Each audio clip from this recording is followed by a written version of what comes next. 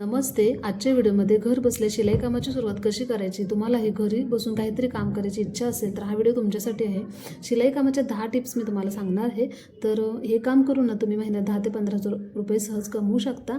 तर ना फक्त तुम्हाला टिपा मारता येत असतील तरीसुद्धा तुम्ही हा बिझनेस नक्की करू शकता.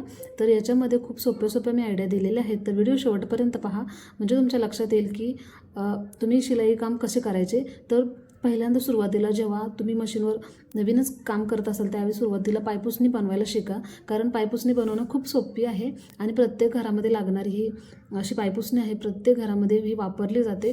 तर एकदम सोपी पद्धत आहे. अगदी चौकोनी आकारामध्ये, गोल आकारामध्ये किंवा हव्या त्या आकारामध्ये तुम्ही पायपुसणी तयार करू शकता. जुने कपडे असतात ते जुने कपडे कट करायचे आणि वरच्या आणि खालच्या साईडला छान असा कपडा लावायचा, नवीन कपडा, आणि आतमध्ये सगळे जुने कपडे टाकायचे आणि छान अशा टिपा मारायच्या, कडेने गोट मारायचा आणि सुंदर अशी तुम्हाला जसं आवडेल त्या पद्धतीने तुम्ही पायपुसणी तयार करून तुमच्या सोसायटीमध्ये विकू शकता. याला सुद्धा मार्केटमध्ये खूप असं डिमांड आहे. अशा प्रकारे आपण डोरमॅट तयार करू शकतो. त्यानंतर टिप नंबर 2, कापडी पिशवी. मार्केटमध्ये कापडी पिशवी तुम्हाला माहीतच आहे, जास्त वापरत असते. भाजीसाठी, किराणा आणण्यासाठी किंवा लहान मुलांच्या टिफिनसाठी सुद्धा कापडी पिशवी योग्य ठरते. तर ही शिवणंसुद्धा खूप सोपी पद्धत आहे. दोन्ही साईडून टिपा मारायच्या, त्यानंतर खालच्या साईडला टिप मारायची आणि वरती असे नॉड म्हणजे बंद लावायचे. झालं, एवढी सोपी पद्धत आहे कापडी पिशवी तयार करण्याची. याच्यामध्ये काही अवघड नाही. तुम्हाला जर अजून जास्त त्याच्यामध्ये येत असेल तर तुम्ही गोल आकार, चौकोनी किंवा अजून त्याच्यामध्ये भरपूर व्हरायटी आहेत. अशा नवीन व्हरायटी करून यासुद्धा पिशव्या मार्केटमध्ये तुम्ही विकू शकता. यालासुद्धा खूप छान असं डिमांड आहे मार्केटमध्ये. तर खूप सुंदर आणि सोपी पद्धत आहे आणि जुन्या कापडापासून सुद्धा या तयार केल्या जातात. त्यानंतर टिप नंबर 3 ती आहे म्हणजे जुन्या साड्यांपासून गोधड्या तयार करायच्या. तर गोधडी तुम्हाला माहीतच आहे, प्रत्येक घरामध्ये वापरले जाणारे गोधडी हा प्रकार आहे. तर प्रत्येक घरामध्ये यूज करतात. तर साड्या ह्या प्रत्येकाकडे असतात, तर त्या फेकून देण्याच्या ऐवजी आपण जुन्या कपड्यांपासून नवीन अशी गोधडी तयार करतो. मध्ये सगळ्या जुन्या साड्या टाकायच्या, काय असतील त्या 4-5. जर तुम्हाला सिंगल बेड गोधडी करायची तर तुम्ही 4 साड्यांमध्ये करू शकता. डबलची करायची तर 8 ते 9, 10 साड्यांची तुम्ही करू शकता. यालासुद्धा फक्त जेव्हा आपण गोधडी भरतो ना तेव्हा थोडासा वेळ लागतो किंवा त्रास असतो, पण शिवताना काही प्रॉब्लेम येत नाही. उभ्या आडव्या टिपा मारायच्या आणि कडेने गोट मारायचा. सुंदर अशा गोधड्या आपण नवीन प्रकारच्या तयार करून विकू शकतो आणि यालासुद्धा छान असं मार्जिन भेटतं आपल्याला आणि खूप छान असा याच्यामधून सुद्धा फायदा आहे. त्यानंतर टिप नंबर आहे 5, तर ती म्हणजे 4, तर ती आहे पेटीकोट. आपण जेव्हा रेडीमेड पेटीकोट घेऊन येतो तेव्हा ते जसे आहे तसे यूज करत नाही. त्यातला आतून टिपा माराव्या लागतात, कारण त्याची कच्ची शिलाई असते, ती लगेच खराब होतात. तर आपण टिपा मारतो. तर प्रत्येक लेडीजकडे पेटीकोट हा असतोच, तर त्याला टिपा मारणं योग्य म्हणजे आवश्यक असतं. तर त्याला खालच्या साईडला म्हणजे जे काही प्लेट्स असतात ना खाली, त्या गोटला टिप मारायला लागते किंवा मध्ये काही असतात ना टिपा, त्या माराव्या लागतात आणि कमी जास्त करावं लागतं. म्हणजे पेटीकोटची उंची जास्त असली तर ते कट करावे लागते आणि टिप मारून द्यावी लागतं. तर यालासुद्धा म्हणजे याचेसुद्धा कस्टमर तुम्हाला भेटू शकते. किंवा तुम्हाला जर याच्यामध्ये जर बिझनेस करायचा असेल तर तुम्ही कापड घेऊन या आणि त्याच्यापासून पेटीकोट तयार करून सुद्धा मार्केटमध्ये विकू शकता. त्याचबरोबर टिप नंबर 5 ते आहे म्हणजे नाईट गाऊन. नाईट गाऊन हे प्रत्येक लेडीजकडं म्हणजे वापरात येणारी ही आहे. तर म्हणजे प्रत्येक लेडीज ही यूजच करत असते नाईटला वगैरे. तर हे नाईट गाऊन खूप मोठे असतात, सगळे शॉर्ट्स किंवा लॉंग असे असतात. शॉर्ट हा प्रकारच नसतो, शक्यतो लॉंगच असतात. बाहीमध्ये लॉंग असतात, त्याचबरोबर हाईटला जास्त लॉंग असतात. तर ते आपण जसे आहे तसे यूज करू शकत नाही. तर त्याला कटिंग करावं लागतं खालच्या साईडून, त्याचबरोबर फिटिंग करावं लागतं आणि जे काही बाही असते ती शोल्डरपासून ओपन करून पुन्हा कटिंग करून ती शोल्डरला जोडावी लागते. तेव्हा कुठं ते छान असं परफेक्शन असे आपल्या नाईट गाऊनचं दिसत असतं. तर त्यासाठी सुद्धा तुम्हाला कस्टमर भेटतील, कारण गाऊन हा नवीन प्रकार आले की प्रत्येक लेडीज नवीन व्हरायटीमध्ये गाऊन घेत असते. तर यालासुद्धा अल्टर करण्यासाठी जरी तुम्ही दिवसाला 4 गाऊन जरी केले तरी तुम्ही म्हणजे तुमच्या एरियानुसार 100 ते 150 रुपयेसुद्धा तुम्ही कमवू शकता. प्रत्येक भागानुसार वेगवेगळी किंमत लावली जाते. त्याचबरोबर टिप नंबर 6, तर ती आहे पडदे.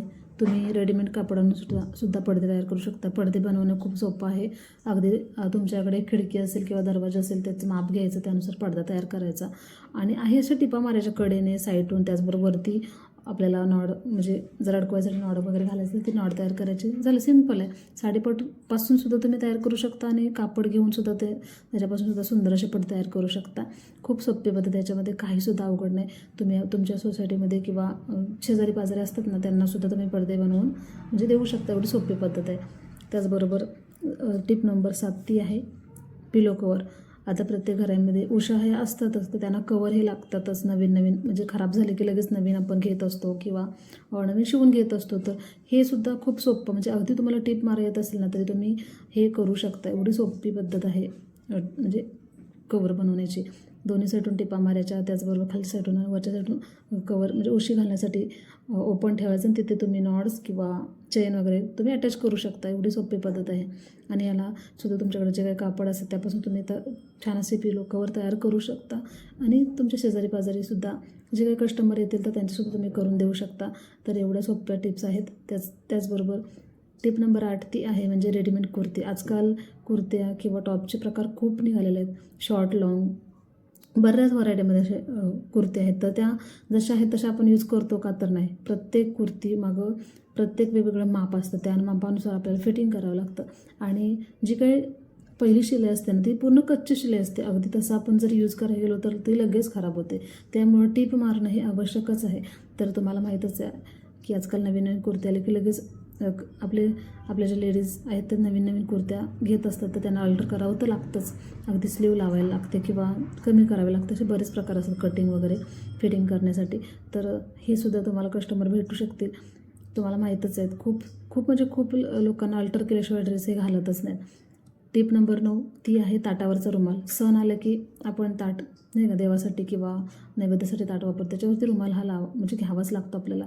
तर रुमाल बनवण्याचा खूप सोपा म्हणजे प्रकार आहे. एकदम आपलं जे ताट असतं ना त्याच्या आकारानुसार गोल आकार काढायचा. त्याचबरोबर त्याला आपल्याकडे हा असेल तो कपडा म्हणजे नवीन कपडा असेल ओढणीचा किंवा असं तुमच्याकडे बरेच प्रकारचे कपडे असतात, त्याच्यापासून गोल असा सुंदर असा ताटावरचा रुमाल तयार करायचा. त्याला साईडून गोंडे लावू शकता किंवा हे असे छान अशा प्रकारे सुंदर आपण ताटावरचे रुमाल तयार करू शकतो. हव्या त्या कलरचे, हव्या त्या कापडापासून सुंदर रुमाल तयार करू शकतो. टिप नंबर 10 ते म्हणजे आपण प्रत्येक साडीवरती हेअर बन तयार करू शकतो. खूप सोपं आहे. काही याच्यामध्ये अवघड नाही. फक्त एक कापड घ्यायचं, त्याला फोल्ड करून टिप मारून घ्यायची. त्याच्या आतमध्ये फक्त इलास्टिकचाच खर्च आहे याला. इलास्टिक घालायची आणि तिथे पॅक करायचं आणि एक टिप मारून घ्यायची, बस. एवढं सुंदर असं बन तयार होतं ना. खूप सोपी पद्धत आहे बनवण्याची.